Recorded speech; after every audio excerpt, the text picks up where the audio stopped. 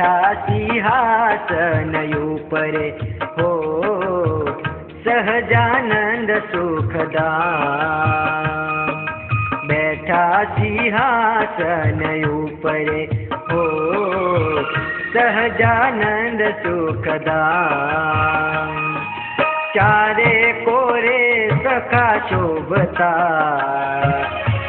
वच्चे छबीलो श्याम।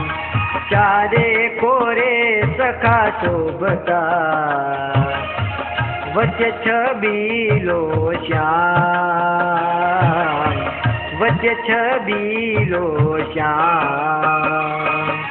बैठा सिंहासन ऊपरे हो सहजानंद सुखदाम।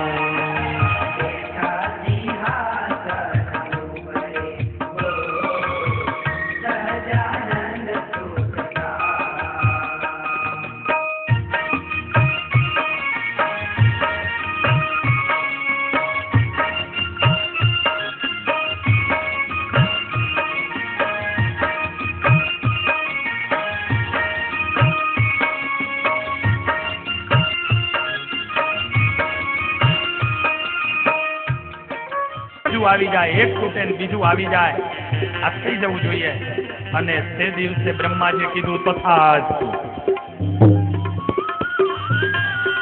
બ્રહ્માજી તો તથાસ્તુ કહીને ચાલ્યા ગયા. આ તરફ આ માણસ કુંચી નામ હતું, પણ સહસ્ત્ર કુંચી કહેવાનો. 1000 એને કવચ કુંડળ થયા માટે સહસ્ત્ર કુંચીના નામથી ઓળખાવા લાગ્યો. આવી અને એને ત્રિલોકીની સત્તા હાંસલ કરી લીધી. એની સામે કોઈ ઉભો ના રહી શકે એની તાકાત બની ગઈ. પણ બન્યું એવું, અહીંયા પરિસ્થિતિ એ સર્જાણી ભાઈ કે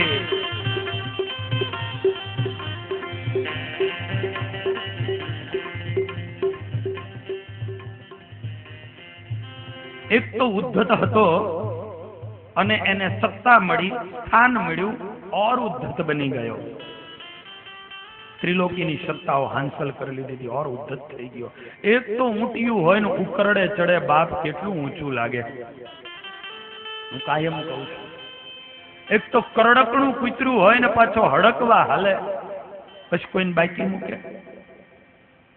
એક તો મારકણો સાંઢ હતો ને ચોમાસું ચરે, પછી શું દશા કરે.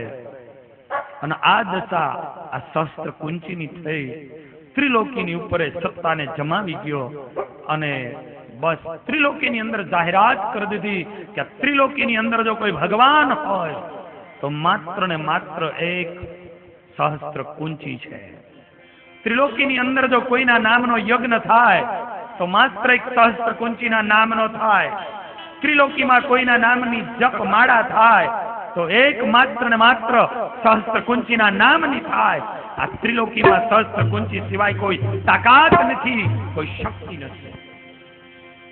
અને આ સહસ્ત્ર કુંચીના નેજા હેઠે સાધુ સંતો સંન્યાસીઓ સતીઓ બ્રાહ્મણો ગાયો અશાંત બની ગયા. એની કતલો થવા લાગી. સારી એ પૃથ્વી ધ્રુજવા લાગી, લોહીથી ખદબદી ગઈ. પૃથ્વી પણ એ ભાર પાપનો સહન ન કરી શકી.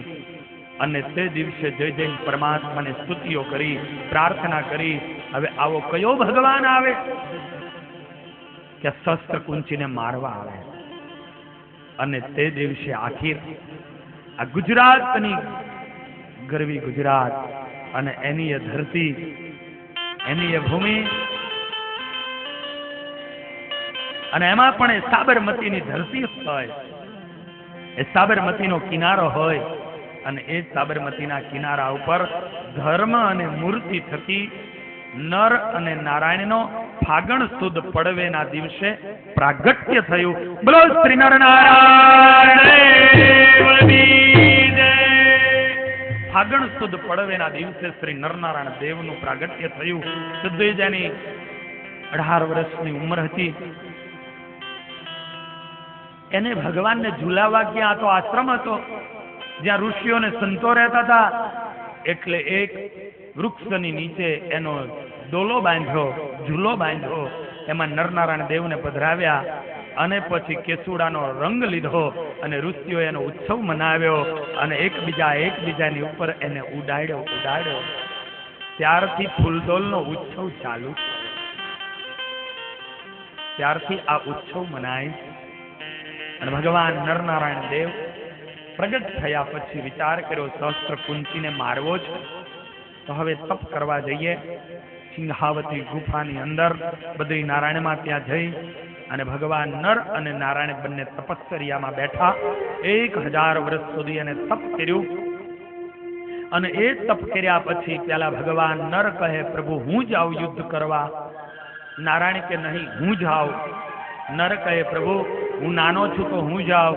ભગવાન નારાયણ કે નહીં હું મોટો છું ને તો હું જાઉં.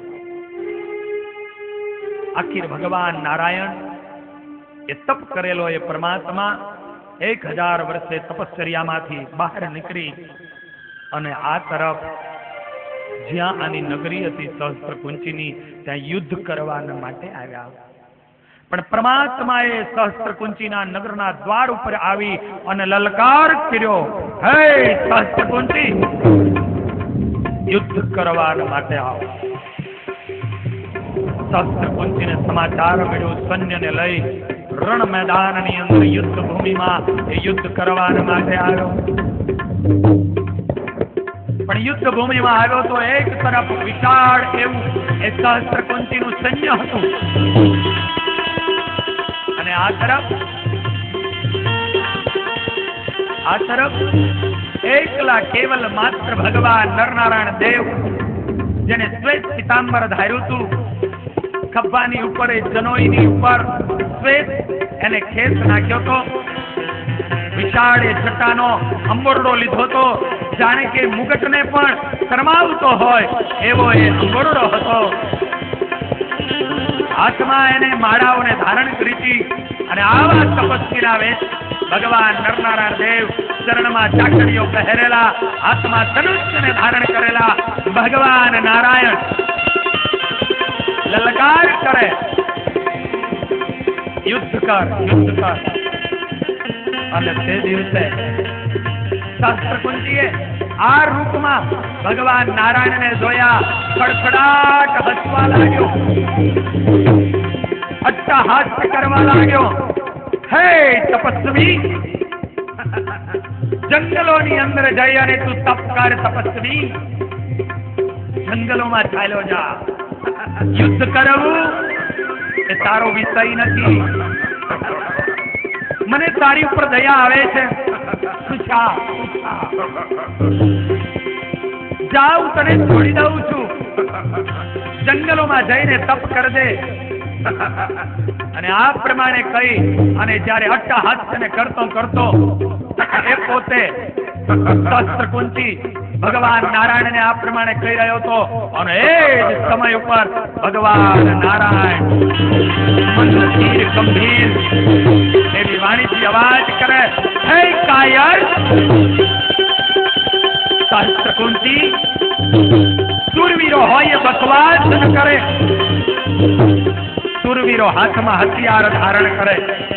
ઉઠાવ હથિયાર, બકવાસ ને બંધ કર, ઉઠાવ. અને એ જ સમય ઉપર એ જ ટાઈમ ઉપર સહસ્ત્રકુંચી હથિયારને ધારણ કર્યું. સામે ભગવાન નારાયણે પણ ધનુષ્યને ધારણ કર્યું. મહાભયંકર એવું યુદ્ધ થયું.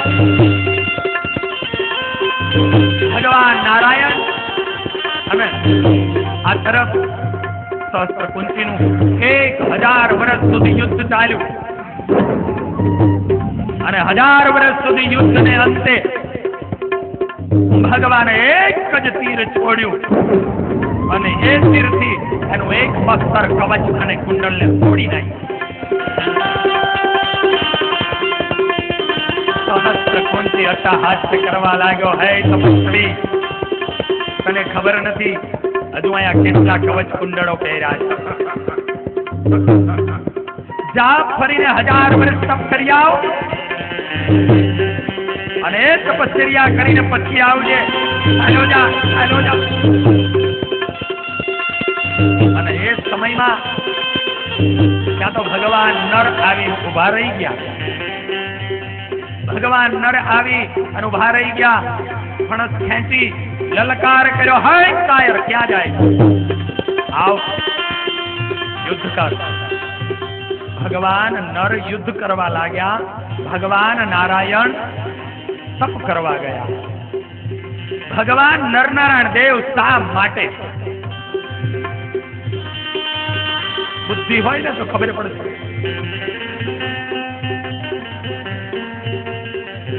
એને શું કર્યું છે ખ્યાલ આવશે. 1000 વર્ષ સુધી તપ કરે, એની સામે ઉભા ઉભા એ યુદ્ધ કરે, પાછા બેસી અને તપ કરવા જાય. કેટલા વર્ષો સુધી આ ભારત ભૂમિની પ્રજાને સહસ્ત્ર કુંચીના બાહુપાસમાંથી છોડાવવા માટે એ નરનારાયણ દેવે કેટલા વર્ષો સુધી એને યુદ્ધો કર્યા અને કેટલા વર્ષો સુધી એને તપો કર્યા. આખિર ભગવાન નર 1000 વર્ષ યુદ્ધ કર્યું, બીજું બખ્તર તોડી નાખ્યું કે ભગવાન નારાયણ આવી ગયા. ભગવાન નર પાછા ત્યાં ગયા. આમ કરતા કરતા 1000 વર્ષો સુધી યુદ્ધ કરતા કરતા કરતા સહસ્ત્ર કુંચી જે છે એ સહસ્ત્ર કુંચીના તમામ બખ્તરો, કવચો, કુંડળો તૂટી ગયા. છેલ્લે ભગવાન નારાયણ આવ્યા અને એ ભગવાન નારાયણ આવી અને ત્યાં યુદ્ધ કરવા લાગ્યા.